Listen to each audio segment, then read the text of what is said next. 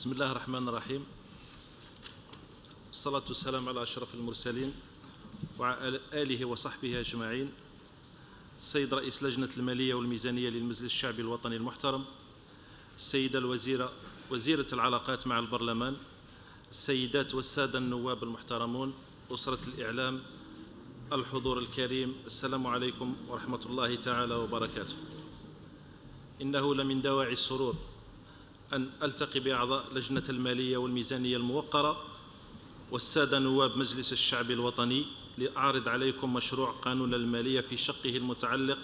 بقطاع السكن والعمران والمدينة، والذي يأتي في سياق استكمال مسيرة البناء والتطور التي كانت انطلاقتها من روح الجزائر الجديدة. إنما سألقي على مسامعكم ليس مجرد أرقام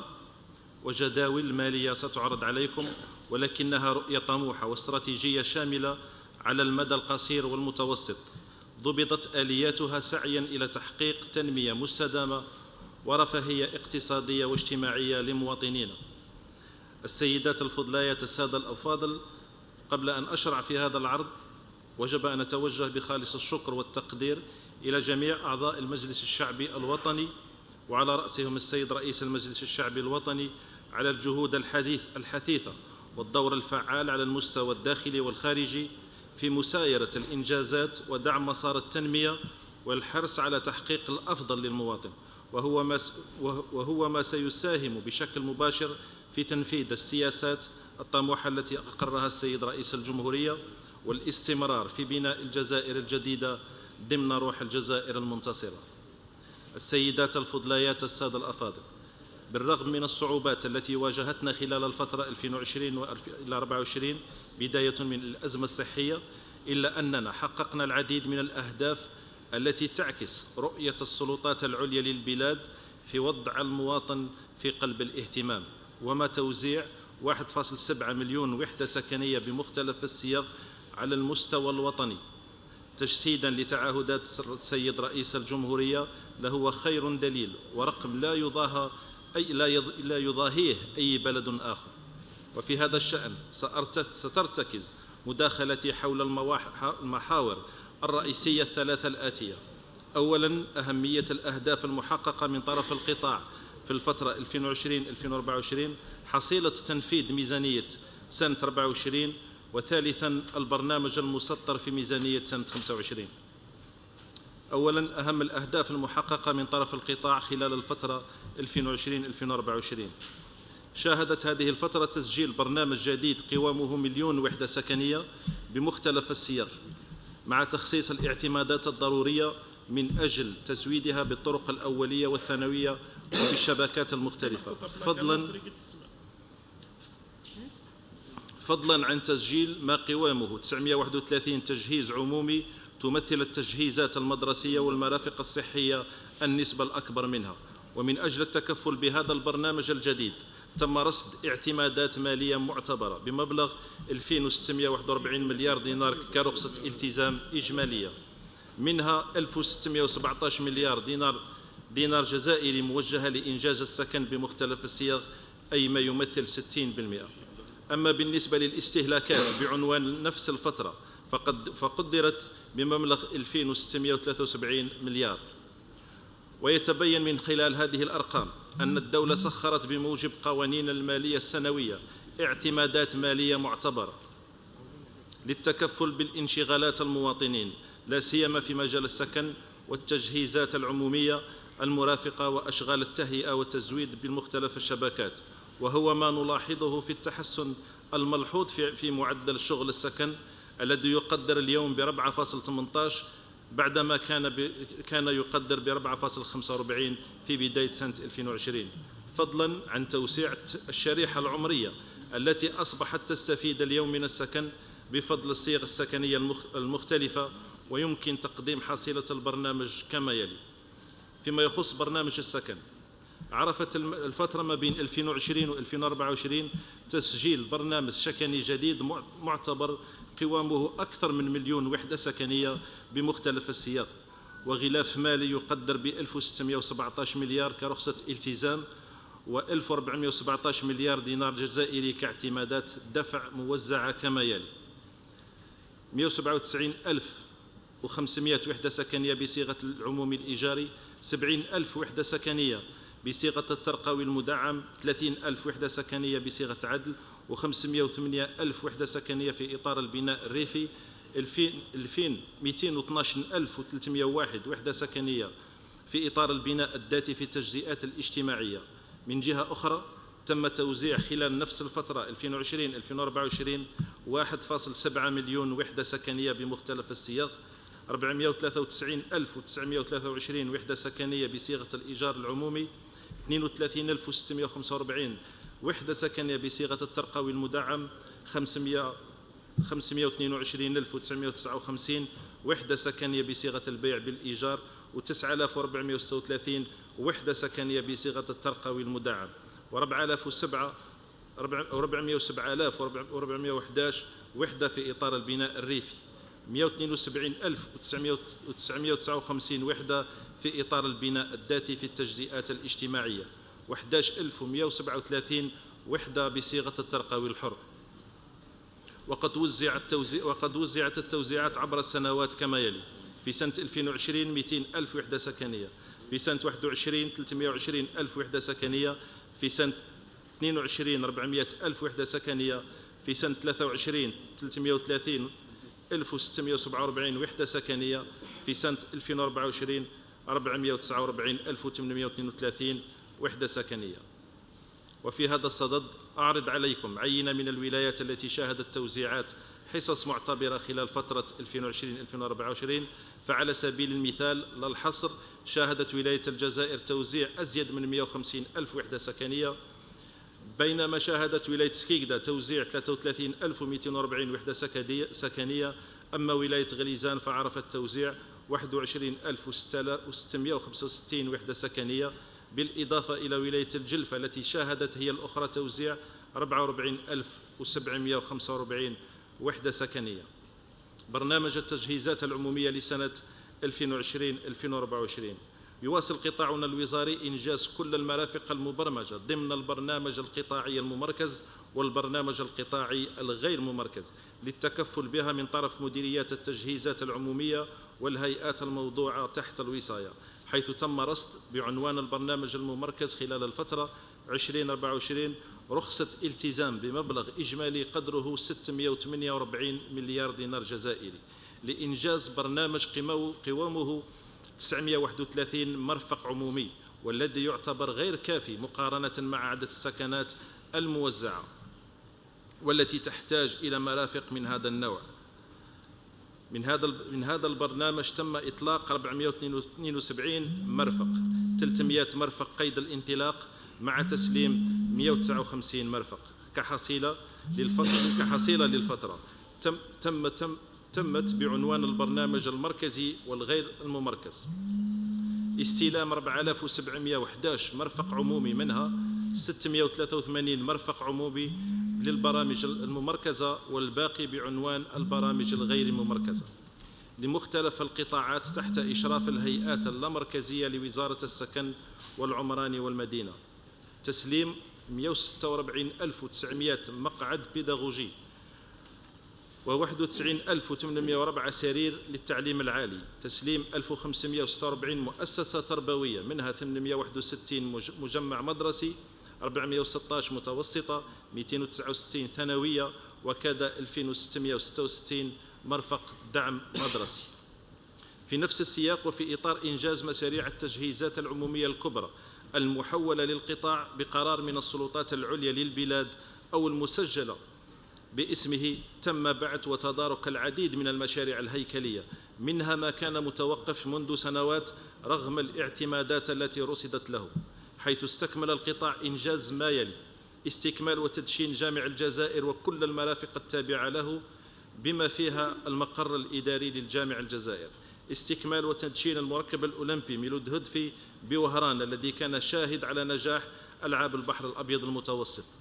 استلام وتدشين مرافق رياضية كبرى: ملعب براقي نيلسون مونديلا، ملعب علي عمار المدعو لابوينت بالدويرة، ملعب حسين أيت حمد بتيزي وزو، من طرف السيد رئيس الجمهورية بتاريخ 10 جويلية 2024. الانطلاق في أشغال إنجاز المستشفى الجامعي بسعة 500 سرير بولاية تيزي وزو، مباشرة إجراءات إنجاز مرفقين رياضيين بسعة 25,000 مقعد لكل ملعب مع مسبح شبه أولمبي مغطى وملعب لألعاب القوى بكل من ولاية بشار وورقلة، مباشرة الدراسات والإنجاز لمشروع المدينة الإعلامية دزاير ميديا سيتي، إنجاز المقر الجديد لوزارة السكن والعمران والمدينة، إنجاز مركز مكافحة السرطان لولاية الجلفة. برامج التهيئة والتعمير في إطار التكفل بأشغال التهيئة للمواقع السكنية بجميع صيغها وتحسين الإطار المعيشي للمواطن، وكذلك خلق نسيج عمراني منسجم ومستدام. تميز الخماسي 2024 الذي رصدت له رخصة التزام إجمالية بمبلغ 294 مليار دينار جزائري بعنوان البرامج الجديدة بوتيرة متسارعة للأشغال، حيث تم إنجاز الطرق والشبكات المختلفة ل 2039 موقع بمبلغ إجمالي 246 مليار دينار جزائري، إنجاز التحسين الحضري للنسيج العمراني القديم ل 2022 موقع بمبلغ إجمالي قدره 48 مليار، إنجاز الطرق والشبكات المختلفة الخاصة بالسكنات الريفية المجمعة ل 39 موقع ل 923 موقع بمبلغ إجمالي قدره 21 مليار، إنجاز الطرق والشبكات المختلفة الخاصة بالتجزئات الاجتماعية ل 429 تجزئة اجتماعية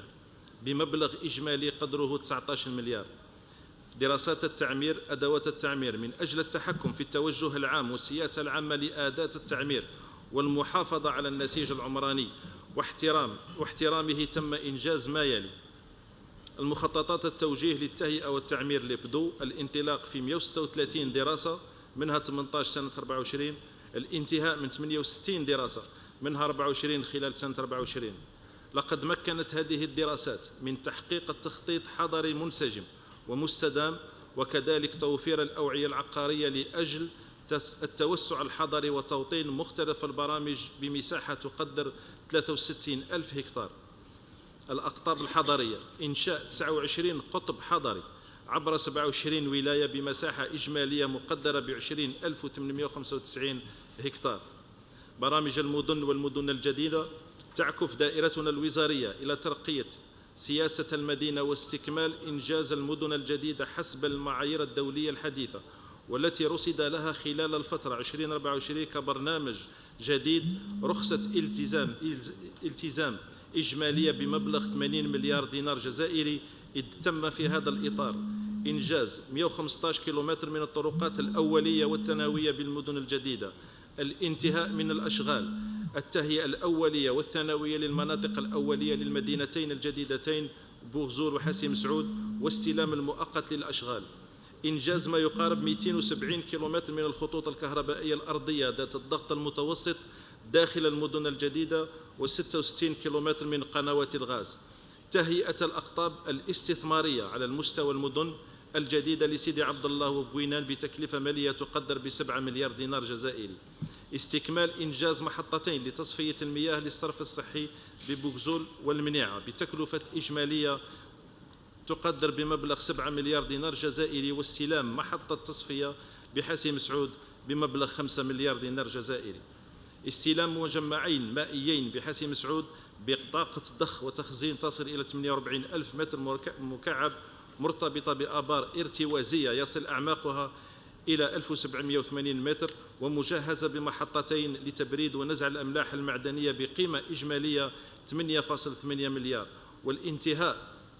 من إنجاز مجمع مائي بسعة 15 ألف متر مكعب على مستوى المدينة الجديدة لسيدي عبد الله، وكذا خزانين لمياه الشروب بسعة 8000 متر مكعب بالمدينة الجديدة لبوينان، ومجمعين مائيين بسعة 15 ألف متر مكعب على المستوى المدينة الجديدة للمنيعة، ما يسمح بضمان الأمن المائي في المدن الجديدة. استكمال إنجاز عمليات إعادة تهيئة الأنسجة الحضرية القديمة على مستوى المدن الجديدة لسيدي عبد الله، بوينان، بوغزول وعلي منجلي. إضافة إلى ذلك الانطلاق في إنجاز محول كهربائي 30-60 كيلووات أمبير مع محولين للغاز بقدرة 20,000 نانومتر، مكعب لضمان تزويد الجهة الشرقية للمدينة الجديدة لسيدي عبد الله بالأحيائها الجديدة، والتي تشمل 10,560 مسكن والأقطاب الاستثمارية. الشروع في عملية إعادة تهيئة الوديان والمجاري مياه الأمطار ببوينان لحماية المدينة الجديدة من أخطار الفيضان. السيدات الفضليات، السادة الأفاضل، إنني على يقين أن هذه الإنجازات هي ناتجة للورشات الكبرى للإصلاح والتنمية ضمن خارطة طريق السيد رئيس الجمهورية، وكذا مخطط عمل الحكومة، مما سمح للقطاع من تحقيق ما يلي: تلبية الطلب المتزايد على السكنات بمختلف الصيغ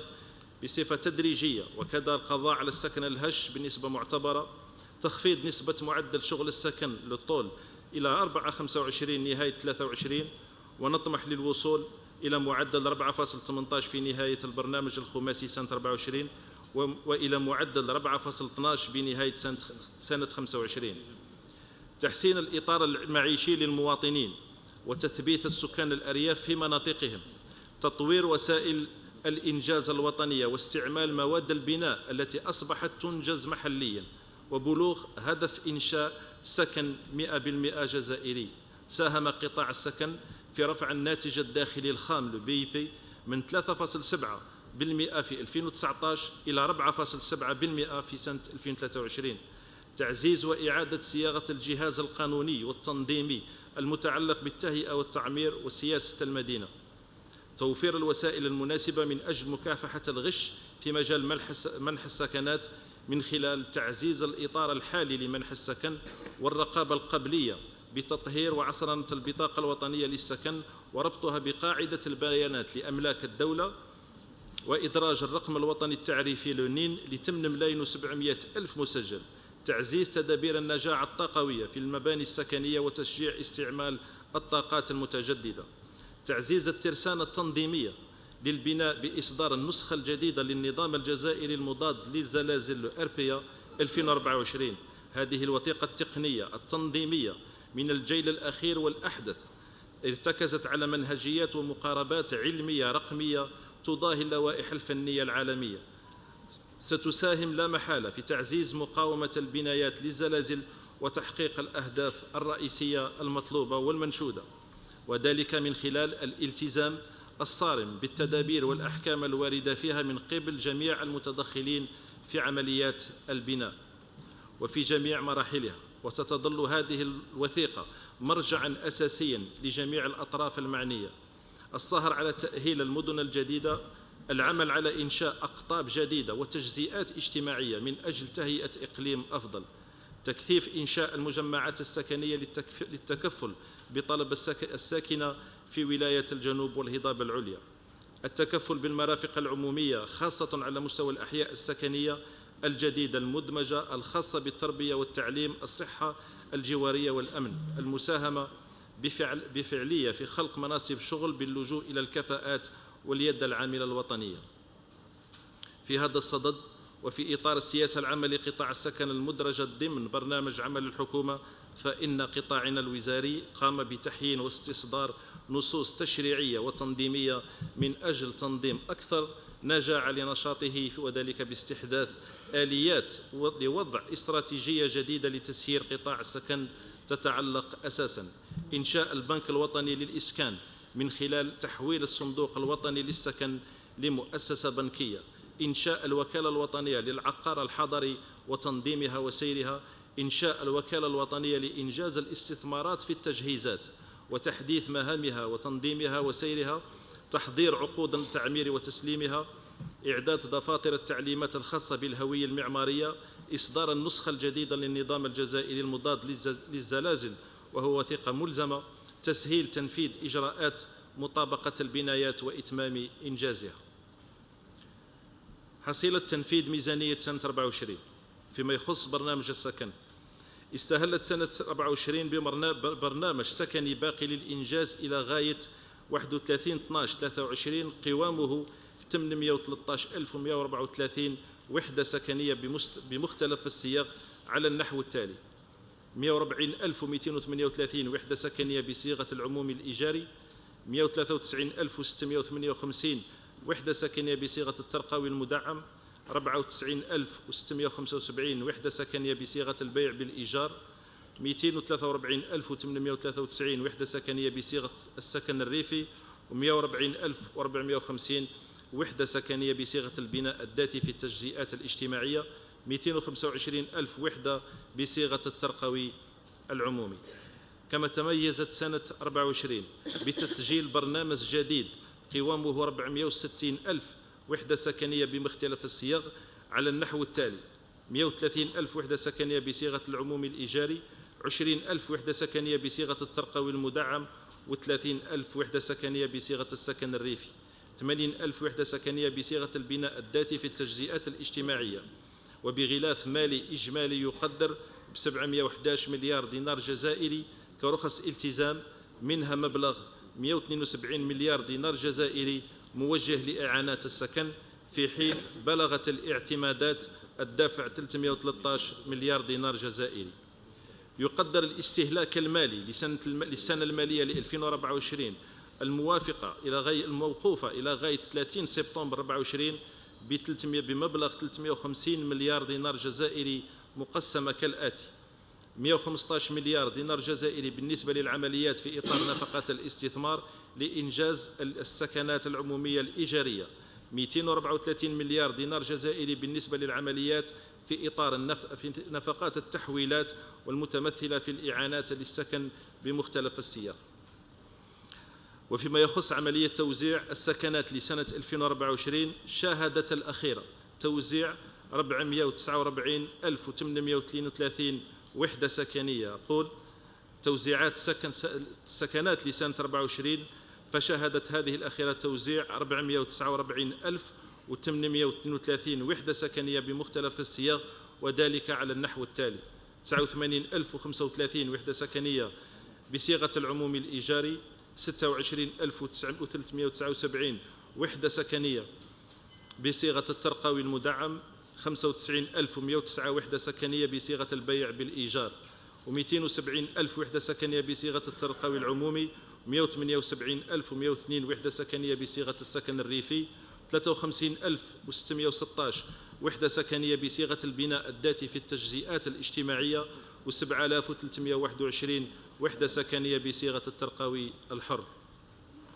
يجدر التنويه أن تبليغ البرنامج السكني لفائدة الولايات لسنة 2024 لا سيما السكن العمومي الإيجاري أخذ في الحسبان إشكالية القضاء على ما تبقى من السكنات الهشة والبيوت القصديرية، مما يعكس التزام الدولة بتحسين ظروف معيشة المواطنين وضمان حقه في السكن اللائق. في هذا الإطار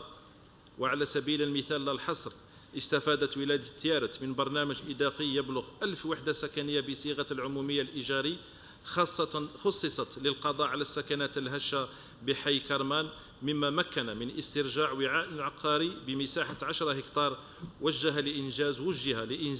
مشاريع سكنية وتجهيزات عمومية مرافقة. وفي السياق نفسه ومن أجل إزالة السكنات التي تحتوي على مادة الأميونط، وهي مادة خطيرة على الصحة العامة، تم تخصيص 3797 وحدة سكنية بصيغة العمومية الإيجاري بناء على الإحصاء الذي تم إنجازه من طرف السلطات المحلية. وقد شملت هذه العملية 12 ولاية، مما يترجم حرص السلطات على القضاء على هذه البؤر الغير صحية وتعويض المتضررين بسكنات جديدة تضمن معايير الراحة والسلام. وفيما يتعلق ببرنامج عدل 3 الذي أقره السيد رئيس الجمهورية بمناسبة زيارته إلى ولاية الجلفة، يشرفني أن أعرض عليكم مدى تقدم الإجراءات الاستباقية لتجسيد هذا البرنامج المهم، والذي استقطب شريحة جد معتبرة من المجتمع، والتي تستخلص في النقاط التالية: تمت المصادقة والنشر في الجريدة الرسمية للمرسوم التنفيذي 24/203 المؤرخ في 24 يوليو 2024، المعدل والمتمم التنفيذي 01/105 المؤرخ في 23 أفريل 2001، والذي يحدد شروط وكيفية شراء السكن المنجز بأموال عمومية أو مصادر بنكية أو أي تمويل آخر في إطار البيع بالإيجار. الانتهاء من إعداد النصوص التنظيمية الخاصة ببرنامج عدل 3 لا سيما مشروع قرار الذي يحدد شروط معالجة طلبات شراء المسكن في إطار البيع بالإيجار وكيفية ذلك. مشروع قرار الذي يحدد شروط وكيفية معالجة طلب الكفيل. مشروع تعديل المنشور الوزاري رقم 1 المؤرخ في 08/2024 المتعلق بإقصاء بصفة استثنائية بعض الفئات من المستفيدين من الرقابة الإيجابية في البطاقية الوطنية للسكن ومن القواعد المرجعية الأخرى. وبعد إحصاء 1,440,340 مسجل، أقول 1,440,340 مسجل على المنصة الرقمية للتسجيل في برنامج عدل 3، انطلقت عملية إجراء التحقيقات على المستوى البطاقية الوطنية للتأكيد من شروط قابلية المواطنين المسجلين عبر المنصة الإلكترونية، حيث أسفرت المعالجة والمقارنة الأولية مع مختلف البطاقيات قاعدة البيانات للرقم التعريف الوطني، وقاعدة البيانات للصندوق الوطني للتأمين والضمان الاجتماعي، وقاعدة البيانات للمديرية العامة للأملاك الوطنية والبطاقية الوطنية للسكن، لا سيما إحصاء 23,150 مسجل مرتين على مستوى قاعدة البيانات لوزارة الداخلية، تسجيل 25,379 حالة إيجابية على مستوى البطاقية الوطنية للسكن، تسجيل 108,863 حالة إيجابية على مستوى قاعدة البيانات للمديرية العامة للأملاك الوطنية. وقد بلغ عدد الإجمالي للمسجلين المقبولين مبدئيا إلى يومنا هذا إلى 1,024,342 مسجل، وما زالت عملية التحقيقات متواصلة. الانتهاء من إجراءات اختيار الأراضي والمقدرة مساحتها ب7,000 هكتار للشطر الأول من البرنامج، مع إعداد العقود الإدارية ذات الصلة بالأرضية المستقبلة للبرنامج، المصادقة على دفتر الشروط المتعلق بالدراسات. فيما يخص برنامج التجهيزات العمومية لسنة 24، فيما يتعلق ببرنامج التجهيزات العمومية المسجل بعنوان السنة المالية 2024، فقد رصدت له رخصة التزام بمبلغ 37 مليار دينار جزائري، أما اعتمادات الدفع فقد بلغت 10 مليار دينار جزائري. إنجاز 269 تجهيز عمومي. من حيث التنفيذ، تم الانطلاق في أشغال 75 مشروع، 28 مدرسة ابتدائية، 15 متوسطة و8 ثانويات، 11 عيادة متعددة الخدمات و13 مقر للأمن. ويتوقع الانطلاق في 104 مشروع إضافي خلال الثلاثي الأخير لسنة 2024، أي بنسبة 66% من إجمالي البرنامج، بينما ستنطلق الأشغال في 90 مشروع متبقي خلال الثلاثي الأول من سنة 25. وفي مجال التجهيزات العمومية الكبرى، تم الانطلاق في أشغال التهيئة لمشروع المدينة الإعلامية ميديا سيتي وربطها بالشبكات المختلفة، وضع الحجر الأساس لأشغال إنجاز ملعب بسعة 25,000 مقعد ومسبح نصف أولمبي مغطى وملعب أولمبي لألعاب القوى ببشار، تدشين ملعب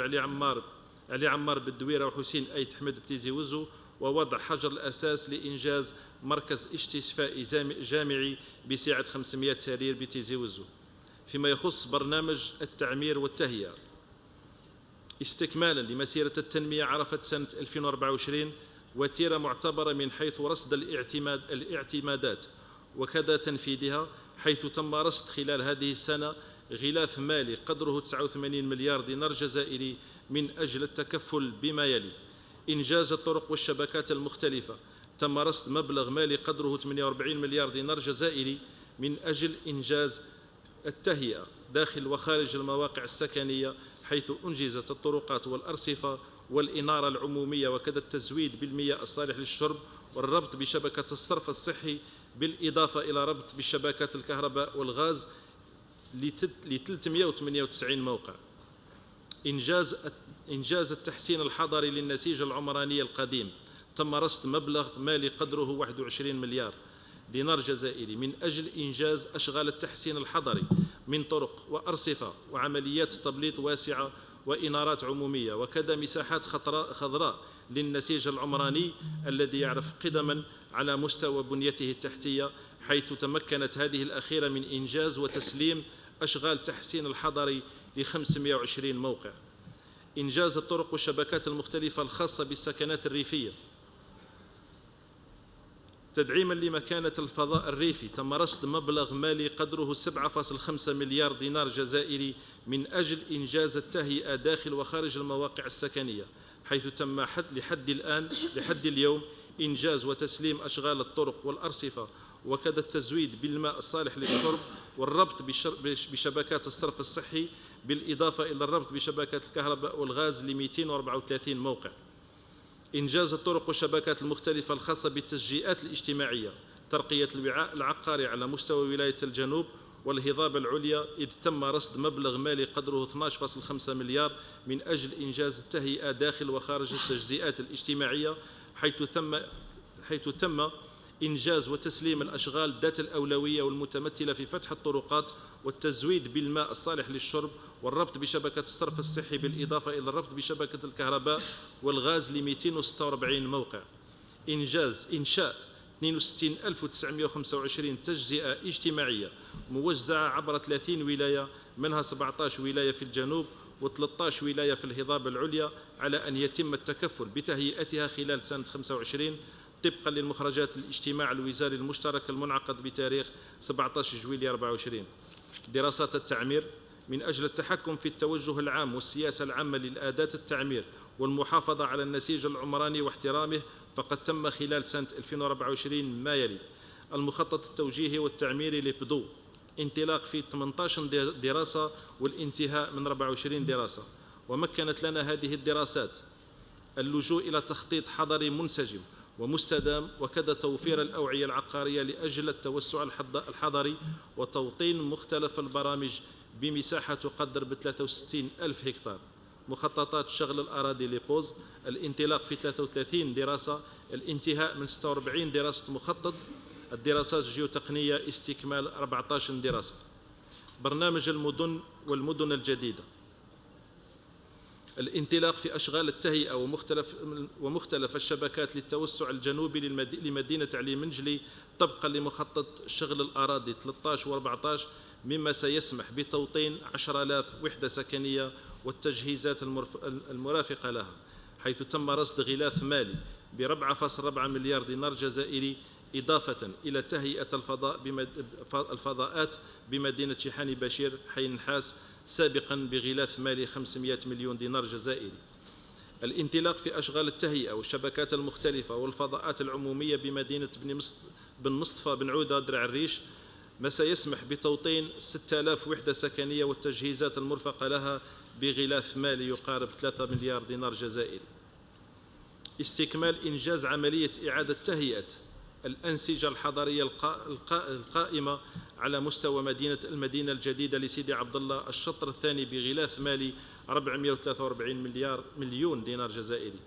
القيام بالدراسات التنفيذية للتوسع العمراني الناتج عن مراجعة مخطط تهيئة المدينة الجديدة لبوينان. السيدات الفضليات، السادة الأفاضل، إن خارطة الطريق لتنفيذ الميزانية القطاعية لسنة 25 وما نسعى لإنجازه في الخماسي الذي نحن على أبوابه مبني على استخلاص النتائج والدروس من نتائج الخماسي 2020-2024، وذلك بالاعتماد على مقاربة جديدة تهدف إلى التجسيد الأمثل للبرنامج من خلال اتباع نظرة استشرافية ورؤية مستقبلية تهدف إلى تخطيط حضري منسجم ومستدام مع مراعاة الطابع العمراني لكل منطقة لتجسيد لا سيما الالتزام رئيس الجمهورية بتدشين 2,000,000 سكن مع ما يصاحبها من مرافق وتجهيزات عمومية وشبكات مختلفة. إن هذا المسعى تم وضع أسسه فعلا، وذلك من خلال الإجراءات الاستباقية تتمثل أساسا فيما يلي: تعبئة الأوعية العقارية التي ستحضن البرنامج السكني والتجهيزات المقرر إنجازها من خلال إنشاء 29 قطب حضري موزعة عبر 27 ولاية، بالإضافة إلى توسعة الأقطاب الحضرية الموجودة لأجل الاستفادة من الاستثمارات العمومية التي قام بها القطاع خلال السنوات الفارطة في مجال الربط بمختلف الشبكات. مراجعة أدوات التعمير من المخططات التوجيهية للتهيئة والتعمير، وكذا مخططات شغل الأراضي على مستوى جميع ولايات الوطن. الشيء الذي مكن من توفير أكثر من 63 ألف هكتار من أجل خلق نسيج عمراني منسجم متكامل ومستدام. مباشرة إجراءات الإدارية للانطلاق أشغال التهيئة الأولية لهذه الأقطاب على أن تتم مباشرة الأشغال بعد المصادقة على قانون المالية لسنة 25. وضع حيز النشاط وتفعيل الوكالة الوطنية للعقار الحضري المنبثقة من النظام الجديد للاستثمار في مجال تعبئة العقار، سواء لإنجاز السكنات أو المرافق العمومية المختلفة أو مشاريع الترقية العقارية التجارية. وكذلك الوكالة الوطنية لإنجاز الاستثمارات في مجال التجهيز للتكفل بكل المشاريع الكبرى والهياكل المسجلة باسم القطاع وضمان خدمات الصيانة للمشاريع المسلمة للهيئات المستخدمة، الأمر الذي سيدعم قدرات القطاع للتحكم الأمثل في توفير وتسيير الأوعية العقارية والمشاريع الكبرى. فيما يخص تفصيل مشروع قانون الميزانية لسنة 25، يندرج أهم ما جاء في مشروع الميزانية القطاعية لقانون المالية بعنوان سنة 25 ضمان مسعى الحكومة المتمثل خصوصا فيما يلي: مواصلة التكفل ببرنامج الدعم الاجتماعي بالنسبة للطبقة الاجتماعية ذات الدخل الضعيف والمتوسط، الانطلاق في تجسيد برنامج عدل 3، مواصلة إنجاز البرامج المتبقية للإنجاز في مجال السكن والذي قوامه 965,883 وحدة سكنية بمختلف الصيغ، منها لا سيما 167,769 وحدة سكنية بصيغة العموم الإيجاري، 192,750 وحدة سكنية بصيغة الترقوي المدعم، 3,434 وحدة سكنية بصيغة عدل، و421,560 وحدة في إطار البناء الريفي، 171,559 وحدة سكنية في إطار البناء الذاتي في التجزئات الاجتماعية. إطلاق البرامج المتوقفة برفع جميع العراقيل التي تعيق الانطلاقها، مواصلة تمويل وإنجاز البرامج السكنية بمختلف الصيغ، وضع خارطة الطريق لإنجاز 2 مليون سكن، لا سيما توفير الأوعية العقارية التي ستحتضن هذه البرامج على مدى ال5 سنوات المقبلة، وتحديد آجال الانطلاق وإنجاز هذه البرامج. التكفل بأشغال الطرقات والشبكات المختلفة للبرنامج السكني والتجزئات الاجتماعية والسكن الريفي المجمع. التكفل بالمرافق العمومية خاصة على مستوى الأحياء السكنية الجديدة بصفة عامة والأحياء السكنية المدمجة خصوصا، لا سيما ما يتعلق بمرافق التربية والتعليم والصحة الجوارية والأمن. استكمال إنجاز تهيئة المدن الجديدة سيدي عبد الله، بوينان، بوكزول، المنيعة، علي منجلي، وعين نحاس، درع الريش، والمدينة الجديدة لحسيم سعود. استكمال إنجاز كل من ملعب بشار وورقلة. استكمال إنجاز المدينة الإعلامية ميديا سيتي. الانطلاق في برنامج إنجاز أقطاب حضرية وذلك في ضواحي المدن الكبرى. استكمال بناء المقر الجديد لوزارة السكن. دخول الفعلي للبنك الوطني للإسكان حيز النشاط في سنة 2024 مع اعتماد وكالات من طرف البنك الجزائري ووكالتين قيد الاعتماد و5 وكالات قيد الأشغال، مما سيسمح من استقطاب الادخار المالي للأسر بهدف المساهمة في تمويل البرنامج السكني العمومي من مختلف الصيغ. إنشاء مدرسة عليا لمهن البناء معتمدة من طرف وزارة التعليم العالي والبحث العلمي، مهمتها التكوين، إدارة المشاريع الجديدة وإعادة الاعتبار للبنايات. في هذا المنحنى يعد مشروع قانون المالية لسنة 25 امتدادا لتحقيق الأهداف المسطرة في رؤية رئيس الجمهورية لفترة 25-29، ولبلوغ هذه الأهداف تم تكييف آليات عمل الوزارة وفقا لأحكام القانون العضوي رقم 1518 المؤرخ في 2 سبتمبر 2018. يتعلق بقانون المالية بإنشاء 5 برامج في محفظة وزارة السكن والعمران والمدينة، الغرض منها تجسيد الغايات المحددة والنتائج المنتظرة. مما تقدم عكفت مصالحي في إطار التحضير لمشروع قانون المالية لسنة 25 على تسجيل برنامج سكني مع أشغال التهيئة والشبكات المختلفة وتزويدها بالتجهيزات العمومية المختلفة، وذلك بتوفير الاعتمادات الميزانياتية على النحو التالي: رخصة التزام 450 مليار دينار جزائري لكل البرامج مجتمعة. اعتمادات الدفع 540 مليار دينار جزائري لكل البرامج مجتمعة. حسب العناوين توزع الاعتمادات كما يلي: العنوان الأول نفقات المستخدمين 29 مليار للتكفل برواتب الموظفين القطاع البالغ عددهم 26484 موظف. العنوان الثاني نفقات تسيير المصالح 990 مليون دينار جزائري ونفس المبلغ كاعتمادات الدفع. بعنوان الثالث نفقات الاستثمار 226 مليار دينار جزائري كرخصة التزام و316 مليار دينار جزائري كاعتمادات الدفع. العنوان الرابع نفقات التحويل 193 مليار دينار جزائري كرخصة التزام ونفس المبلغ كاعتمادات الدفع. حسب البرامج توزع الميزانية على النحو التالي: برنامج السكن 261 مليار دينار جزائري كرخصة الالتزام و349 مليار دينار جزائري كاعتمادات الدفع. يشمل البرنامج الجديد المسجل في مشروع قانون المالية للسكن لسنة 25 إنجاز 235 ألف وحدة سكنية هي موزعة كالتالي: 10,000 سكن عمومي إيجاري، 40 ألف إعانة للسكن الريفي، و185 ألف سكن بصيغة البيع بالإيجار. فيما يخص التجهيزات العمومية 91 مليار دينار جزائري كرخص التزام و75 مليار دينار جزائري كاعتمادات الدفع.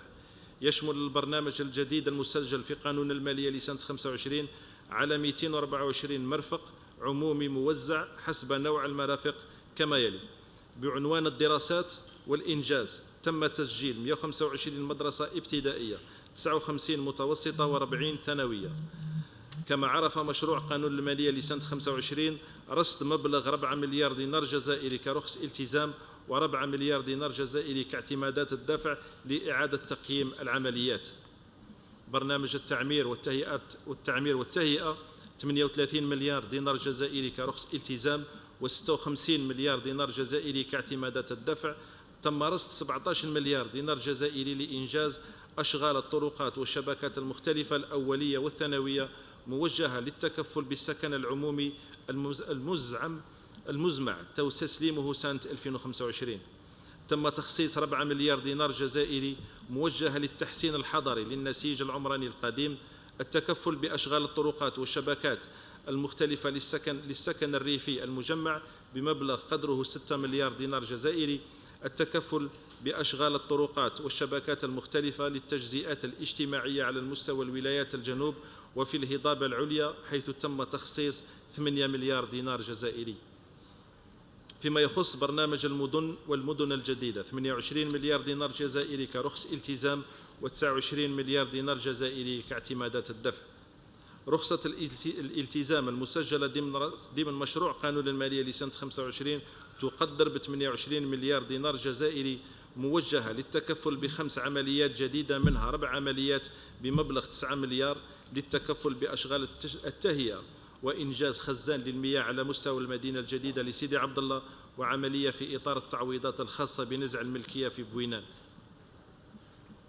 برنامج الإدارة العامة 29 مليار دينار جزائري كرخص التزام و30 مليار دينار جزائري كاعتمادات الدفع، موجهة أساسا للتكفل برواتب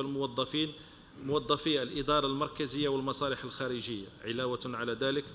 وفي محور الرقمنة الموجه لفائدة المتعاملين عمل القطاع على ما يلي: وضع تطبيق خاص باستعمال رقم التعريف الوطني، تطوير منصة رقمية موجهة للنشاطات المقننة والخاضعة للحصول المسبق على الاعتمادات، منصة رقمية موجهة لطلب شهادات التأهيل والتصنيف المهنيتين، منصة رقمية موجهة لطلب اعتماد المهندسين، منصة رقمية موجهة لطلب اعتماد الوكلاء العقاريين، ومنصة رقمية موجهة لطلب اعتماد المرقين العقاريين. تطوير منصة رقمية سكني للتحصيل الإلكتروني للإيجار بالنسبة للسكنات العمومية الإيجارية المسيرة من طرف الدواوين والتسيير العقاري. إطلاق منصتين رقميتين موجهتين لاقتناء السكن الترقوي العمومي والسكن الترقوي الحر من خلال رقمنة جميع الإجراءات منذ بداية التسجيل إلى غاية تسليم المفاتيح. إطلاق منصة رقمية من طرف وكالة عدل لتحرير العقود. وفي إطار التنفيذ المرحلي للاستراتيجية الوطنية للرقمنة، قام قطاعنا الوزاري ببرمجة تجسيد 6 مشاريع للرقمنة، منها على سبيل الأولوية رقمنة عقود التعمير والسجل الوطني لطالبي السكن والسجل الوطني للبطاقية والمنصة الرقمية لطلب العقار الحضري. السيدات الفضليات السادة الأفاضل، بخصوص التدابير التشريعية، فيما يخص التدابير التشريعية الجديدة الخاصة التي تهم القطاع والمدرجة ضمن قانون المالية لسنة 25، يجدر الذكر ما يلي: تتميم أحكام المادة 97 من قانون المالية لسنة 24 المتعلق بالادخار السكني المقنن للسماح بتخصيص جزء من الأموال الادخار السكني لاستعمالات أخرى بموجب قرار مشترك بين وزير المالية والوزير المكلف بالسكن، وإلغاء عبارة لصالح المدخرين، وذلك من أجل السماح بزيادة ودائع الادخار السكني من أجل تنويع استخداماته من جهة أخرى. إدراج المادة 204 التي ترخص للخزينة بالتكفل بالفوائد خلال فترة التأجيل وتخفيض معدل الفائدة على القروض الممنوحة من البنوك العمومية بنسبة 100% في إطار إنجاز السكنات من برنامج 135 ألف سكن بصيغة البيع بالإيجار بعنوان سنة 2024. منح الدولة تخفيضا بنسبة 10% لفائدة المستفيدين من السكن بصيغة البيع بالإيجار، والذي قاموا بدفع 38% من ثمن السكن ويرغبون في تسوية سكناتهم مسبقا قبل موعد استحقاقها، المادة 99 من قانون مشروع المالية لسنة 24. تعديل المادة المتعلق بالرسم على العقود التعمير، والتي تضمنت إعفاء البرامج العمومية من تسديد الرسم على رخصة البناء. السيدات الفضليات السادة الأفاضل، إن الإنجازات المسجلة في قطاع السكن والعمران والمدينة لن تزيدنا إلا عزيمة وإصرار على بذل المزيد من الجهود للرقي بالجزائر إلى مصف الدول الكبرى. لم يكن إنجاز هذا العدد الهائل من المشاريع وليد الصدفة، بل هو ثمار فلسفة منهجية عملياتية اعتمدت أساساً على الكفاءات الوطنية الشابة خريجي الجامعات والمعاهد الجزائرية، التي لطالما سعينا لمرافقتها من خلال تخصيص حيز هام لتكوين وتأطير المورد البشري. وفي الختام، لا يسعني إلا أن أجدد تأكيدي على مضي قطاع السكن والعمران والمدينة في تجسيد برنامج السيد رئيس الجمهورية، لا سيما البرنامج المسجل خلال سنة 24-29 والمقدر ب2 مليون وحدة سكنية، وهو ما من شأنه تقليص معدل شغل السكن إلى مستوى أدنى من خلال توفير سكنات بصيغ مختلفة، لا سيما تلك الموجهة لذوي الدخل المتوسط والضعيف والمحدود، تأكيدا منا على الطابع الاجتماعي للدولة الجزائرية المنبثق من مبدأ نوفمبر الذي لم ولن نحيد عنه ما حيينا. وهنا أستذكر العبارة للسيد رئيس الجمهورية السيد عبد المجيد تبون: أحموا أنفسكم بفقرائكم. حمى الله وطننا وارحم شهدائنا الأبرار. أشكركم على حفاوة الاستقبال، كرم الضيافة، حسن الإصغاء، والسلام عليكم ورحمة الله تعالى وبركاته.